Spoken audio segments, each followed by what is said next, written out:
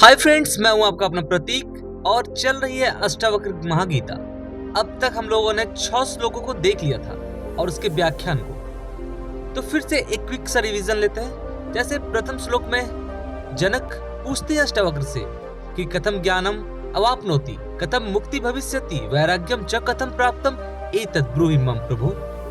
हे प्रभु, बताएं कि ज्ञान कैसे प्राप्त हो, मुक्ति कैसे मिलेगी, वैराग्य कैसे हो, या आप मुझसे संक्षेप में कहें। इस पर अष्टावक्र एकदम सीधा सा जवाब देते हैं, मुक्ति चाहते हो तो विषयों को विष के समान त्याग दो और क्षमा, दया, सत्य, आर्जव, इन सब को संतोष, इन सब को आप जो है अमृत की तरह पान करो। तो दूसरे श्लोक में अष्टावक्र ने बता दिया कि किस वृत्ति का त्याग करना है और किस वृत्ति को ग्रहण करना है।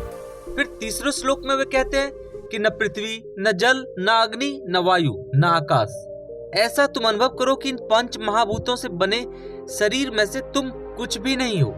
तुम इन सब का साक्षी चैतन्य रूप आत्मा हो। ऐसा अनुभव करो तो तुम मुक्त हो जाओगे। फिर चौथे श्लोक में कहा कि यदि तुमने स्वयं को शरीर से अलग कर लिया तो तुरंत ही तुम सुख की अनुभूति करोगे और शांति को पाओगे। फिर 5वें श्लोक में बताया कि न तुम विप्र आदि वर्ण, न तुम ब्राह्मण आदि वर्ण के हो, न तुम ब्रह्मचर्य आदि आश्रम के, और ना ही तुम इंद्रियों के विषय हो। तुम असंग हो, निराकार हो, इस संसार के साक्षी हो, इसलिए तुम सुखी हो जाओ। तो पहले के श्लोक में जैसे उन्होंने बताया कि तुम स्वयं को देह से पृथक कर लो क्योंकि तुम देह हो ही नहीं, और फिर उससे पहले बताया कि ना ही तुम देह के पंचभूत तत्व हो, तो दोनों ही छोड़ दिया। तो जैसे ही न तुम पंचभूत तत्व हो, न तुम देह हो, तो फिर तुम ब्राह्मण, क्षत्रिय, वैश्य, शूद्र कैसे हो सकते हो? ना ही तुम फिर किसी आश्रम के हो सकते हो। तुम असंग हो, तुम निराकार हो और इन संपूर्ण संसार के साक्षी हो। ऐसा अनुभव करके तुम सुखी हो जाओ। फिर अगले श्लोक में वे कहते हैं कि धर्म, अधर्म, सुख, दुख, ये सभी धर्म तो मन के हैं, तेरे नहीं हैं। इसलिए इसी प्रकार न तो तू कर्मों का कर्ता है, ना ही उन कर्मों का भोक्ता, तू सदा से ही मुक्त है। तो यहां तक हम लोगों ने देख लिया था। अब आगे के श्लोकों को हम लोग देखेंगे। तो 7वें श्लोक में अष्टावक्र कहते हैं, एको दृष्टासि सर्वस्य मुक्त प्रायोषि सर्वदा, अयमेव ही ते बंधो दृष्टारम पश्यसि इत्रम।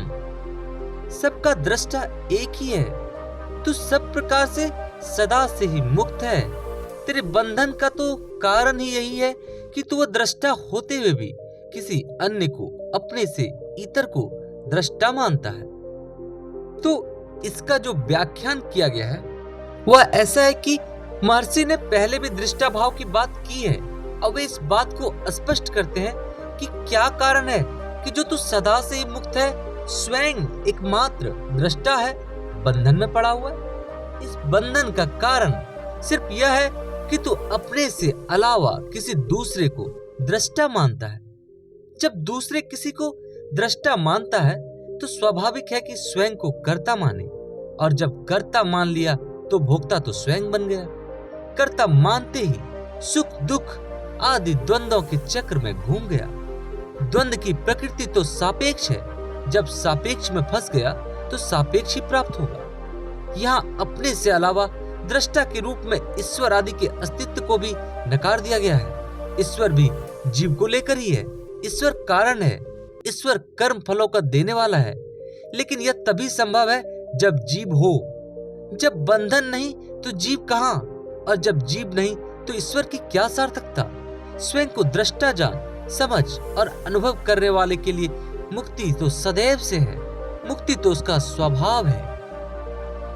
8वें श्लोक में अष्टावक्र कहते हैं, अहम कर्ता इति अहमानम महाकृष्णा हि दंसितः, ना हम कर्ता इति विश्वासम अमृतम पित्वा सुखी भव। तू मैं करने वाला हूं इस अहंकार से युक्त हुआ है, ऐसा मानो किसी को भयंकर काले सर्प ने डस लिया हो। मैं कुछ भी करने वाला नहीं हूं, इस अकर्तापन के विश्वास रूपी अमृत को पीकर तो सभी प्रकार के दुखों से मुक्त अर्थात आत्यंतिक सुख की अनुभूति कर परम सुखी हो जा। इसके व्याख्यान पर लिखा गया है कि इससे पहले अष्टावक्र ने विषयों को विष कहा था और 5 गुणों को अमृत बताया, लेकिन वहां गुरुदेव ने शिष्य के सामने शर्त रखी थी, यदि ऐसा करना चाहते हो तो ऐसा करो, ऐसा करना ही होगा। अगर ऐसा नहीं करोगे तो तुम जो पाना चाहते हो वह प्राप्त नहीं होगा। इस सूत्र में महर्षि ने विष की चर्चा भी की थी। वह कैसा विष है इसकी और संकेत नहीं था, लेकिन यहाँ उन्होंने उस रहस्य पर्दा उठा दिया। यहाँ महर्षि की कोई शर्त नहीं है, वे शिष्य की जिज्ञासा की गहराई को जान चुके हैं। अब वे कोई शर्त रखकर शिष्य में संदेह या दुविधा का भाव नहीं पैदा करना चाहते। विष कहाँ से उत्पन्न, कहाँ सुरक्षित रहता है, कैसे चेतना को भ्रमित करता है, उसी के बारे में महर्षि यहाँ बताते हैं। अहंकार रूपी काले सर्प ने तुझे डसा है। सर्प मृत्यु का प्रतीक है। कृष्ण वर्ण तमोगुण की ओर संकेत करता है और डसना विष को मस्तिष्क तक पहुंचने का साधन है। तमोगुण अर्थात अहंकार, अंधकार अर्थात अज्ञान का परिणाम रूप या अहंकार रूपी सर्प जब डसता है तो विवेक खो जाता है, सुधा आती जाती रहती है। उसी विष के प्रभाववश जीव अपने को मैं करने वाला हूं ऐसा मानता है। इस तरह अहंकार को समझे बिना यह सूत्र स्पष्ट नहीं होगा। बहुत थोड़ा सा लेकिन प्रमुख अंतर है अहम और अहंकार में। इस पर लिखते हुए कहते हैं कि पंजाब के संत बुल्ले शाह को संबोधित कर कहे गए ये शब्द विचारणीय है। रब ते तो बंदया दूर नहीं हो, पर मिलन दाए दस्तूर नहीं हो। जद तक ना खुदी मिटाएगा तद तक न रब तू पाएगा। ओ बुलिया रब दा तू की पावने, ऐंदरो पुटना ते ऐंदर लावने। बुल्ले शाह को फकीर ने समझाया, ईश्वर तुझसे दूर नहीं है, लेकिन उसे मिलने का जो तरीका तू अपना रहा है वह सही नहीं है। जब तक तू अपनी खुदी अहंकार को नहीं मिटा देगा तब तक ईश्वर को प्राप्त नहीं कर सकेगा। अरे ईश्वर को पाना भी क्या है, उसे पाने के लिए सिर्फ स्वयं को इस संसार से उखाड़कर प्रभु के चरणों में लगाने भर की जरूरत है। फकीर ने खुदी अर्थात अहंकार को ईश्वर प्राप्ति में सबसे बड़ा बाधा बताया है, जबकि एक खुदी को बुलंद करने की बात करता है। वह तो कहता है कि अपने अहं को इतना ऊंचा उठा दो कि खुदा को तुमसे आकर पड़े कि तुम्हारी कौन सी इच्छा ऐसी है जो पूरी नहीं हो रही है, उसे खुदा स्वयं पूरी करेगा। बस खुदी में ऊंचाई सदी की कामनाओं की पूर्ति सहज रूप में होने लगेगी। उपनिषदों में भी तत्वज्ञानी को अंतिम रूप में जो अनुभूति होती है वह है अहम ब्रह्मास्मि। अहम का विशुद्ध ज्ञान होने पर चमत्कार होता है, तब सभी कामनाओं का क्षय हो जाता है।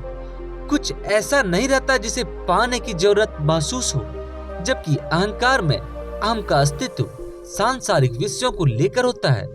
बल को लेकर मैं बलवान हूँ, धन को लेकर मैं धनवान हूँ, बुद्धि को लेकर मैं बुद्धिमान हूँ, विद्या को लेकर मैं विद्वान हूँ। इस प्रकार का अभिमान हुआ करता है।